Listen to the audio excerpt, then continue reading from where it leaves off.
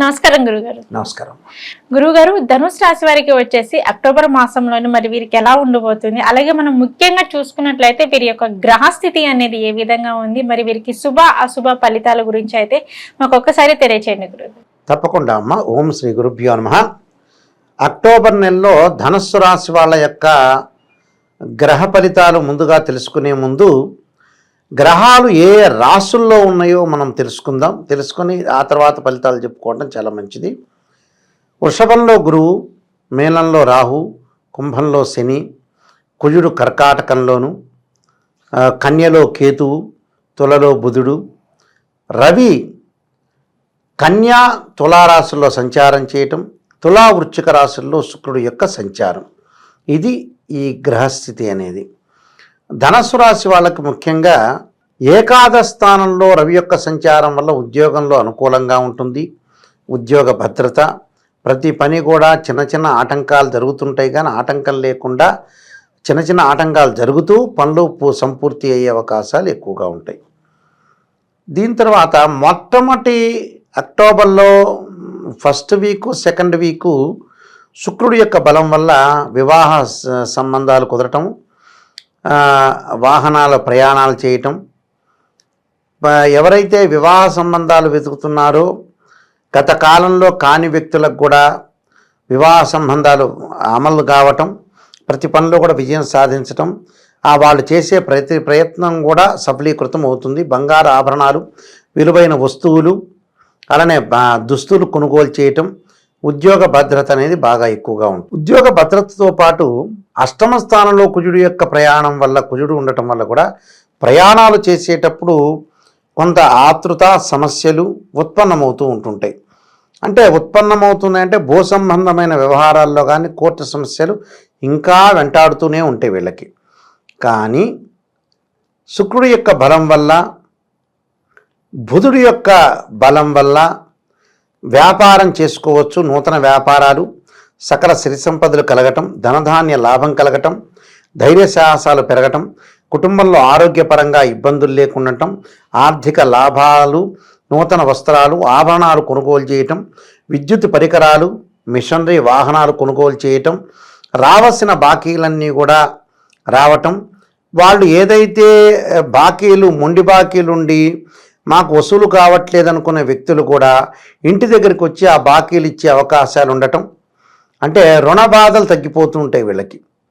రుణ బాధలు అనేవి ఎలా తగ్గుతాయి అంటే కొంత శుక్రుడి యొక్క ప్రభావం వల్ల తగ్గుతుంది, రవి యొక్క ప్రభావం వల్ల తగ్గుతుంది.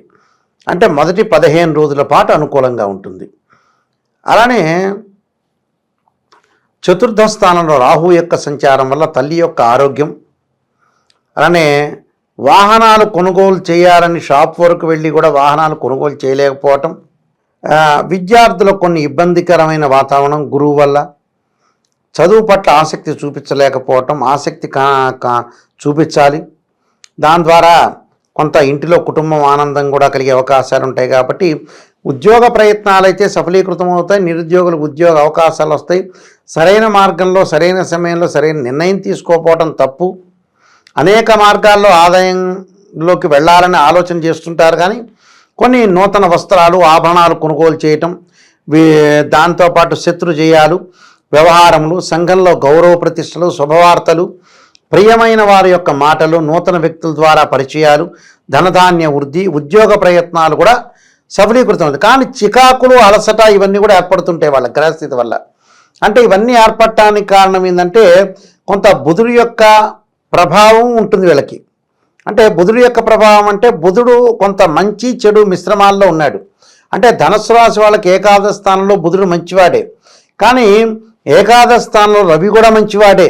అంటే అక్టోబర్ 15 తర్వాతనే వీళ్ళకి బాగుంటుంది ఎక్కువ %. అంటే బుధుడు ఏకాదశ స్థానంలో ఉండటం వల్ల నూతన వ్యాపారాలు ప్రారంభం చేయొచ్చు, పార్ట్నర్షిప్ బాగా కలిసి వస్తుంది, వ్యాపార విస్తరణ చేసుకోవచ్చు, పని చేయటం, ఒక నిర్ణయానికి రావటం, ఆపదలన్నీ కూడా తొలగిపోతాయి. గొప్ప వ్యక్తుల యొక్క పరిచయాలు, క్రయ విక్రయాల్లో కూడా రీత్యా కూడా లాభాలు కలగటం, కీర్తి ప్రతిష్టలు, గౌరవ మర్యాదలు పొందటం, ధాన్య లాభం కలుగుతూ ఉంటుంది వీళ్ళకి. అంటే ఇవన్నీ కూడా లాభాలు కలిగే అవకాశం. అంటే బుధగ్రహం బాగుంది ఈ రాశి వాళ్ళకి ముఖ్యంగా. అలానే శుక్రుడు కూడా మొదటి 15 రోజులు బాగుంటాడు. అలానే రవి వల్ల కూడా ఉద్యోగం బాగుంటుంది. అంటే రవి, శుక్రుడు, బుధుడు ఈ 3 గ్రహాలు ఆటంకం లేకుండా మొదటి 15 రోజులు బాగుంటాయి. అంటే రవి వల్ల ఏమొస్తుంది? ఉద్యోగం బాగుంటుంది, ఉద్యోగ భద్రత, నిరుద్యోగులకు ఆశించినంత ఉద్యోగం వస్తుంది. శుక్రగ్రహం వల్ల వివాహం అవుతుంది. అంటే ఈ గ్రహాల వల్ల అనుకూలంగా వాళ్ళు చేసే ప్రతి ప్రయత్నం కూడా బాగుంటుందని చెప్పుకోవచ్చు. దీని తర్వాత తల్లి యొక్క ఆరోగ్యాన్ని, తల్లిదండ్రుల యొక్క ఆరోగ్యాన్ని కొద్దిగా శ్రద్ధ పెట్టడం అనేది చాలా మంచిది. బంధుమిత్రులతో మటుకు గొడవలు, మిత్రులతోటి గొడవలు తెక్కకుండా ఉండటం మంచిది. వ్యవహార జయాలు, సంఘంలో గౌరవ మర్యాదలు, శుభవార్తలు వినే అవకాశాలు ఎక్కువగా ఉంటాయి. కానీ షష్టమ స్థానంలో గురువు ఉన్నాడు. వీళ్ళకి డబ్బులు రాబడి జరుగుతుంటుంది. ఎలాగా? శుక్రుడి వల్ల, రవి వల్ల లాభం కలుగుతుంటుంది, బుధుడి వల్ల లాభం కలుగుతుంటుంది. కానీ ఆ లాభం కలిగినా కూడా వీళ్ళకి డబ్బులు ఖర్చు చేస్తుంటారు ఎక్కడొక్కడ. అది కారణం ఏంటి? అష్టమ స్థానంలో కుజుడు ఉండటం వల్ల ఏం చేస్తాడంటే కుజుడు ఖర్చు పెట్టిస్తాడు డబ్బులు, లాభాలు వస్తుంటుంది. ఖర్చు పెట్టించే తత్వం అనేది గురువుకి కుజుడికి ఉంటాడు. అందువల్ల డబ్బు కాస్త ఎసెట్స్ రూపంలో మారుతూ ఉంటుంది. అంటే మనకి ఎసెట్స్ రూపంలో మారినా కూడా మంచిదేగా. మన దగ్గర డబ్బులు లేకుండా, డబ్బులు ఉంటే దొంగతనాలు ఇలాంటివి జరుగుతుంటుంటాయి. ఆస్తులు కొనుగోలు చేసామనుకో ఎలాంటి ఇబ్బందులు ఉండవు. కానీ ఆస్తులు కొనుగోలు చేసేటప్పుడు కొన్ని జాగ్రత్తలు చూసుకోవాలి. కుజుడు బాలేడు కాబట్టి ఇక్కడ భూ సంబంధమైన వ్యవహారాలు కానీ, బిల్డర్స్తో మాట్లాడేటప్పుడు మాట మారిపోవటాలు, లింక్ డాక్యుమెంట్స్ సరిగా లేకపోవటం, మున్సిపల్ పర్మిషన్ లేకపోవటం, ఇలాంటి సంఘటనలు జరుగుతుంటాయి. కోర్టు సమస్యలు రావటం, దాని మీద కోర్టు వ్యవహారాల్లో కొన్ని ప్రాబ్లమ్స్ రావటం, ఇలాంటి సంబంధాలు ఉత్పన్నం కాకుండా చూసుకోవాలి మనం. అలా అనవసరం విషయాలకు రాజీ పడకూడదు. ఇక్కడ రాజీ పడటం వల్ల మనకి ఇబ్బందులు కలుగుతాయి. తృతీయ స్థానంలో శని యొక్క సంచారం వక్రస్థితిలో ఉండటం వల్ల కుటుంబంలో చికాకులు రాకూడదు. భార్య ఒక మాట అనగానే, భర్త ఒక మాట అనగానే కష్టపడి ఇద్దరు తిట్టుకునే ప్రయత్నాలు చేయకూడదు.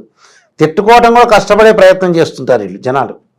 అందువల్ల అలసట జరుగుతుంటుంది, గొడవలు జరుగుతాయి. ఇలాంటి సంఘటనలు జరగకుండా కొద్దిగా అపనిందలు, అవమానాలు, బంధుమిత్రులతోటి కుటుంబ పరంగా ఇబ్బందులు జరగకుండా చూసుకుంటే సరిపోతుంది. అయితే వీళ్ళకి ఏంటంటే ధనుస్సు రాశి వాళ్ళకి బాగున్న గ్రహాలు రవి, శుక్రగ్రహాలు కొంత బాగుంటాయి.